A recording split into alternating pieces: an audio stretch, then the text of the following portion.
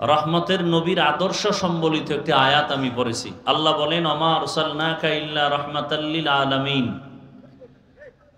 হে রসুল করিম সাল্লাল্লাহু আলাইহি ওয়া আলিহি ওয়াসাল্লাম, আমি আপনাকে পৃথিবীতে প্রেরণ করি নাই, হ্যাঁ করেছি জগৎসমূহের রহমত হিসেবে। নবীজি বলেন, মাইয়ুরিদিল্লাহু বিহি খাইরান ইউফাক্কিহু ফিদ্দীন। আল্লাহ যাকে বেশি মহব্বত করেন তাকে দ্বীনের সমঝ দান করেন। দ্বীনের বুঝ, দ্বীনের জ্ঞান এক জিনিস, দ্বীনের বুঝ পাওয়া আর এক জিনিস। দ্বীন সম্পর্কে জ্ঞানী আমাদের সমাজে অনেক আছে। আমাদের সমাজের নারীরাও অনেক জ্ঞানী, যে কারণে কোরআন শরীফের ভেতরগত ভুলগুলো ধরে তারা প্রমাণ করতে চায় নারীদের উপরে ইসলাম জুলুম করেছে, কোরআন জুলুম করেছে। এই জ্ঞানের আলোকে তারা তাদের অধিকার বাস্তবায়নে কমিশন তৈরি করে এরপরে তাদের অধিকার রক্ষার জন্য বিভিন্ন আর্জি পেশ করতেছে, মিছিল মিটিং করতেছে। এরা দ্বীনের জ্ঞান অর্জন করছে কিন্তু দ্বীনের বুঝ পায় নাই। যদি দ্বীনের বুঝ পেয়ে যায় তাহলে সেই লোকটা জেনারেল লাইনে থাকলেও দাড়িওয়ালা হয়ে যাবে। দ্বীনের বুঝ যখন চলে আসবে তখন ডাক্তার হইয়াও নামাজ ছাড়বে না। দ্বীনের বুঝ যখন হয়ে যাবে তখন ইঞ্জিনিয়ার হলেও দাড়ি কাটবে না। আর দ্বীনের বুঝ যদি না পায় তাহলে ইসলামের বড় কিছু জ্ঞানী হলেও দাড়ি রাখবে না। দ্বীনের বুঝ যখন পাবে না তখন হাজারো বয়ান শুনবে কিন্তু ঠিকমতো নামাজ পড়বে না, সুদ খাবে, ঘুষ খাবে। কারণ কি? দ্বীনের জ্ঞান আছে কি নাই? বলেন না কেন, কি নাই? আকেলারা পেশা খামুশি বুয়াদ, পেশায়ে জাহিল ফরামুশি বুয়াদ, ইলমে রায়ে জাজু করদন বেহিসাব, খলকে রাদাদন জওয়াবে বাসওয়াব। হেলিকপ্টার দেখতে গেছে, এর থেকে ডবল মানুষ দেখলাম সেখানে। পুরুষের চেয়ে মহিলা আরো বেশি।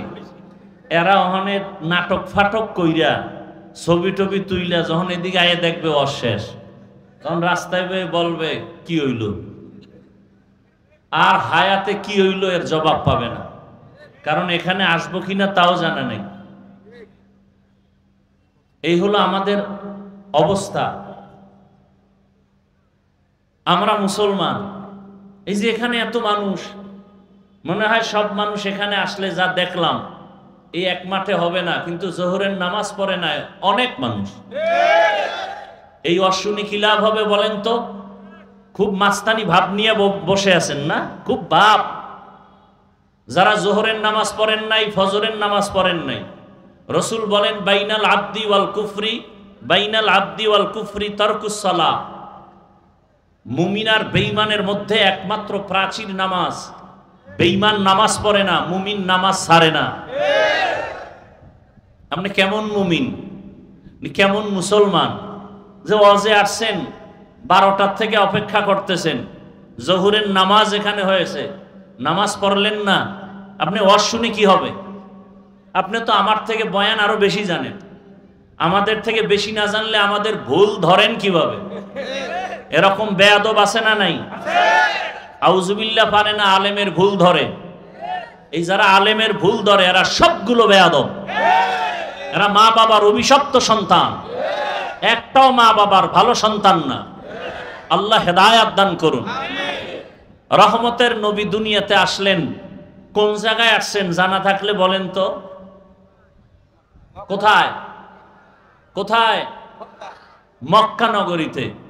এমন এক সময় আসছেন যেই সময় মক্কার মানুষ পৃথিবীর নিকৃষ্ট চরিত্রহীন লম্পট। মক্কার মানুষের মতো চরিত্রহীন পৃথিবীতে কেউ ছিল না। সেই মানুষগুলোর কাছে আল্লাহ রসুলকে পাঠাইলেন। পৃথিবীর শ্রেষ্ঠ অসুস্থ রোগীদের সামনে শ্রেষ্ঠ ডাক্তার হিসাবে আমার রসুলকে আল্লাহ পাঠালেন রহমত করে। রসুল আসলেন, রহমতের বাতাস শুরু হয়ে গেল। কেমন এক অবস্থা! নারী আর পুরুষ, যেই বাইতুল্লাহর দিয়ে তাকাইলে সওয়াব, যেই বাইতুল্লাহর এরিয়ায় বসে একবার আল্লাহ বললে 1,00,000 বার আল্লাহ বলার সওয়াব, যেই বাইতুল্লাহর দিকে শুধু তাকায় থাকলেই কি কথা বলেন, সেই বাইতুল্লাহর পার্শ্বে এই মানুষগুলো নারী আর পুরুষ উলঙ্গ হয়ে তাওয়াফ করে। কতটা খারাপ! কোনো পশু জবে করলে রক্তগুলো দেওয়ালে মাখে বাইতুল্লাহ, এবং কন্যা নারী এদের পছন্দ করে না মক্কার প্রতিটি মানুষ। কারো ঘরে মেয়ে জন্ম হলে লজ্জায় মুখ ঢেকে রাখে বাবা, সমাজে মুখ উঁচু করে না। ঠিক সেই সময় রহমতের নবী এসে কিয়ামত পর্যন্ত নারীদের সম্মান বজায় রাখার পদ্ধতি আর নীতিমালা তৈরি করে দিলেন। এমন নীতিমালা কিয়ামত পর্যন্ত পৃথিবীর কোন ধর্মে এই নীতিমালা প্রণয়ন করতে পারে নাই। ইসলামের নবী যে নীতিমালা দিয়েছেন, এই নীতিমালা মানলে নারীর সম্মান, না মানলে নারীর অপমান। এই কথা যারা বুঝে না, ওই যে বললাম বুঝ নাই, এরা বলে নারীর ইসলাম সম্মান দেয়নি। যারা বলে ইসলাম নারীর সম্মান অধিকার দেয়নি, এরা এই যুগের চরিত্রহীন লম্পট। এদের মতো চরিত্রহীন লম্পট পৃথিবীতে কোথাও থাকতে পারে না। মক্কার মানুষ মহিলা পছন্দ করে না, নারীদের পছন্দ করে না, কন্যা পছন্দ করে না। অথচ রহমতের নবী কেমন নবী, যে নবীকে দেখলেই জাহান্নামের আগুন হারাম, যে নবীকে দেখার জন্য জঙ্গলের প্রাণীরা পর পাগল হয়ে আছে। কেমন মায়ার নবী, রহমতের নবী আমার। যেই রহমতের নবী জমিনে আসলেন, যার কোনো তুলনা নাই, এমন একজন নবী। সর্বসাইডে নবী শ্রেষ্ঠ, মেধার বেলায়, জ্ঞানের বেলায়, এলেমের বেলায়, চেহারা, গঠন প্রণালী, শারীরিক শক্তি, জৈবিক শক্তি, যার কোনো তুলনা নাই। এমন এক রহমতের নবী, যখন তার বয়স 25 বছর, তখন তার যৌবনটা কেমন। এক তো শ্রেষ্ঠ নবী, আবার 25 বছরের বয়স। সেই সময় আল্লাহ পাকের আইন হয়ে গেল, নবী বিবাহ করবেন। কুমারী কোনো নারী আসলো না, ভরা যৌবনে নবী এমন একজন নারীকে বিবাহ করেছেন। 2 জন স্বামী বিদায়ের পরে তৃতীয় স্বামী হিসাবে রহমতের নবীকে চয়ন করেছেন। 2 জন স্বামী অতিবাহিত করনেওয়ালা একজন নারী, নাম কি? খাদিজা রাদিয়াল্লাহু তাআলা আনহা। 2 এর অধিক তার সন্তান, আবার বয়সটাও তো অনেক উপরে। রহমতের নবীর বয়স 25, আম্মাজান খাদিজা রাদিয়াল্লাহু আনহার বয়স হলো 40। সারা দুনিয়ার মানুষকে জানায় দিলেন, এই চরিত্রহীন দুনিয়ার ধান্দাবাজার চান্দাবাজেরা শুনে রাখ, ইসলাম সারা নারীর অধিকার জমিনে কেউ দেয় নাই। ইমামুল আউয়ালিন আল আখিরিন বহরে সাদকা রাহমাতাল লিল আলামিন সাইয়্যিদুল কাউনাইন খাতমুল মুরসালিন আখির আমদ বুদে ফখরুল আউয়ালিন। বিধবা নারীদের আরবের মানুষ পছন্দ করে না, সমাজের অবহেলিত হিসাবে ফেলে দেয়। কিন্তু রহমতের নবী জীবনের প্রথম ভরা যৌবনের ভেতরে কুমারী নারী না, 2 জন স্বামী বিদায়ের পরে তৃতীয় স্বামী হলেন রহমতের নবী। তাও নবীর বয়স 25, আম্মাজানের বয়স হলো 40। আবার ওদিকে 2 সন্তানের অধিক আম্মাজান নিলেন। নবীর বিবাহ করিয়া দুনিয়ার মধ্যে নারীদের সম্মান উঁচু রাখলেন। এবার আসেন, নবীর জীবদ্দশায় একটা ছেলেও আল্লাহ জিন্দা রাখেন নাই। আমার নবী বলেন, এই আরবের বেঈমানেরা কন্যাদের পছন্দ করো না, আমি নবী আল্লাহ আমাকে দেখায় দিলেন আমার একটা ছেলে নাই, আমি রহমতের নবীর 4 কন্যার বাবা আমি। নবী বললেন, মেয়েদের যারা অপছন্দ করো, কন্যাদের অপছন্দ করো, আমি বিশ্ব নবী রহমতের নবী 4 কন্যার বাবা হয়ে বুঝায় গেলাম।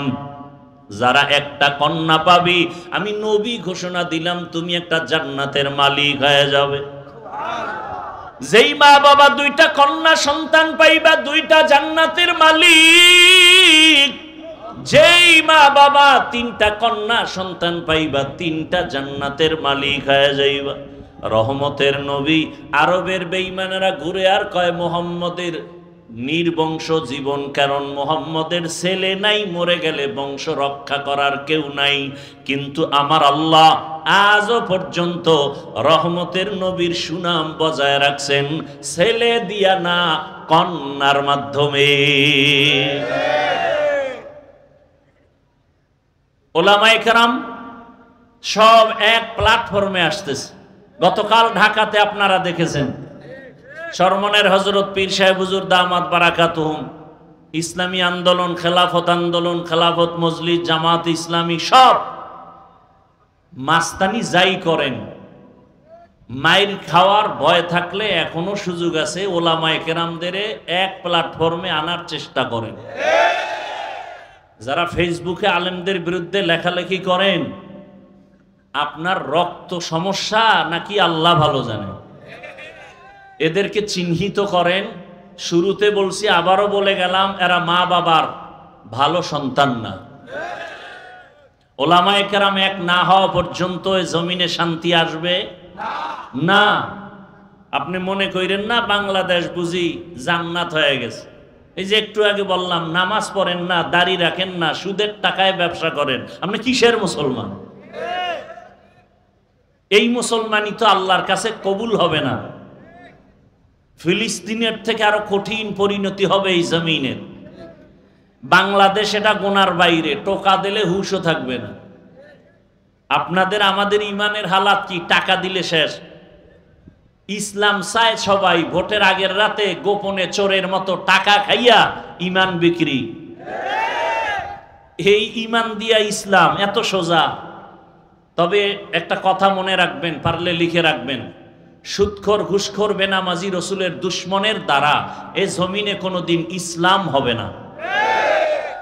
অতএব কোন সুদখোর যদি, ঘুষখোর যদি বলে আমি ইসলাম চাই, ধোঁকাবাজ, মিথ্যা কথা। কোন বেনামাজি সুদখোরের হাতে আল্লাহ ইসলামের পতাকা দিবেন না, কখনো দিবেন না। ইসলামের দুশ্মন, রসুলের সুন্নাত জবাই যারা করে, এদের দ্বারা কোনোদিন জমিন ইসলাম হবে না। অতএব ইসলাম চাইলে ওলামায়ে কেরামের পথ ছাড়া ভিন্ন কোনো পথ নাই।